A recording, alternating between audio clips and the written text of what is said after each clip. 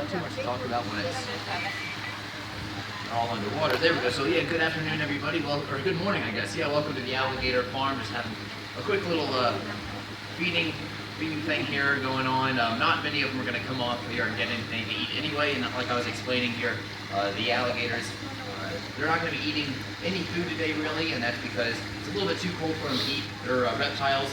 They need to have warm, at least a warm environment for them to digest their food properly. So guess what? If we feed them like rats and things, you know what happens at night? They yak it all up. When we come back here in the morning, we have dead rats everywhere. So that's why we don't feed them anything. But we do have some pellets right here that I'm giving them. One of my friends right here. This is Lockjaw right here. Lockjaw is one of my favorite ones. Lockjaw, come on, Lockjaw. Hi, yeah, I'm talking to you. All right. Let's see if I can't give him a pellet. There we go. He doesn't open up his mouth very wide, but he's one of my favorite ones in here.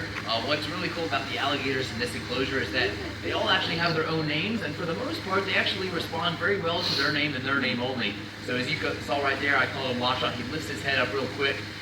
Some of the, look at this one, just stepping all over her friend here. Yeah, get the pellet. Came all this way. There you go. So yeah, that's I think that's Goose. She's stepping on down there. So the smaller ones are going to be the females. So I got little Alexandria right here. So any of the 6, 7 footers, then any of the 11, 12, 13 footers, such as Lockjaw right here. Who else do I have here? Maybe somebody else that's coming out of our. This is Franklin right here. Franklin! Franklin! Hi! Hey, Franklin! There we go. So I might get a little interaction out of him. Yeah, I'll give you a treat for doing that. Looks like all of our girls are up, though. We have a lot of our girls that are interested, I guess, in getting a little bit of breakfast. There you go. But yeah, the longest one that I know of was a 15-foot 9-incher that came from Alabama. And ours is just a couple feet short of the world record. We actually have some really impressive ones that sit on the bottom here. Our biggest one in here is probably Fluffy. He weighs probably about, I don't know, 800, 900 pounds. And then our longest one is Bomber. Bomber usually sits out right over there. That's probably him underneath the alligator farm sign. And he's about 13 and a half feet long. He's quite an impressive one we have here. Now our longest crocodile here is Maximo. Be sure to check him out in the down under area. And Maximo, he's a saltwater crocodile, and he's about 16 feet long and weighs at least 1,200 pounds. He's our most impressive one that we have here. And usually about once a week we try giving him some rats, but even like on Thanksgiving we give him a big 20-pound turkey, we throw that in there, and he'll throw that back. So yeah, he's really an impressive one that we have. Let's see here. They also have very good senses. You'll see all the senses, good smelling, vision, hearing. They're all actually on top of the heads here. So you see, look at that. They always have their nostrils up out of the water right there. Their eyes sit up quite high on top. And then actually, if you all look really closely, right behind an alligator's eyes, they're going to have these little lines here, those slits. Let's see, who do I have right here? This is a tough one to tell. This is, can't tell right there. Oh, this is Crazy. Crazy, you're missing one of your teeth. Come on, Crazy. There we go. No, this isn't Crazy. This is, oh, no wonder I mixed you up. This is Mad Max. Mad Max, yeah, come on. Yeah, open your mouth. Look at, he's just looking at me. Open your mouth. No, you can do better than that. What are you doing? Come on, Mad Max. Come on. I can't give you pellets if you do like that. Come on. Oh yeah, I know you can. So Mad Max here, he's one of our fun ones here. He usually swings his head around a little bit. All right, you're gonna have to eat it in the water. Yeah. Come on, go get it. There you go. All right. But yeah, those little lines right behind their ears, or right behind their eyes, those are their ears. They have little ear flaps that fold over when they submerge themselves under water. So when they come up for a breath of air, they don't have to be knocking a whole bunch of water out of the sides of their heads. Using the little legs there. What I think is really cool, their eyes. If you think about the eyes of a lot of predators, jaguars, eagles, people, we have eyes in front of our faces, right? It's called binocular vision. We can really zero in on the target. But if you look at the eyes of an alligator, they're not looking straight, are they? They're kind of off to the side like big bunny rabbits. And in fact, if I do it just right, even with this one here, look at this. There's a blind spot right in front of his face. He can't even see. Not too helpful if you have to chase down something right in front of you. No problem for an alligator though. They're ambush predators. They're gonna sit and wait for prey to come to them. And then also, if you all look really closely, right along the jawline of an alligator, Franklin! Yeah, you're gonna see these little black dots right where their lips would be. Those are called ISOs. And those are receptors that pick up the slightest vibrations and wavelengths on the surface of the water. So look what our alligators have done here, right?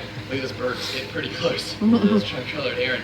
But yeah, the alligators, they align their jaws up with the surface there, and anything that does displace the water nearby, they're going to quickly turn their head in the right direction. Oh, there we go, and gobble up that potential prey item. So maybe even like a fish that swims underneath them that they can't even see, they can at least detect, and then they're going to use those sensors to gobble that prey item up here. Yeah. Oh, we got one with a little scratch on the bottom there. I think that's really cool when they do that. You see that she's scratching her head? A lot of people say, do they have sense, like can they feel things, you know? They look like such tough animals, but yeah, they have little itches, especially their ears. They scratch themselves kind of like a dog does, which I think is pretty cute. They do things like that. So they are intelligent animals, like I was saying though. We do have 35 of them in this enclosure, and they actually all know their, well, most of them know their name. We don't interact with the females too much, like little Alexandria right here, but with the bigger ones, the males, we'll do Lockjaw again. No, what are you doing? Stop. Come on, Lockjaw. Lockjaw, there we go. I'm going to try to give Lockjaw a treat. There it is. And he's one of my favorite ones. In fact, if I probably go to the island right here, I think he'll probably turn around and follow me. He really seems to like me a lot for some reason. He just follows me around wherever I go here. One of the other popular questions we get here is what's the difference between an alligator and a crocodile? People like to ask that question a lot. And physically, I like to tell people, see, look at that, he turns all around.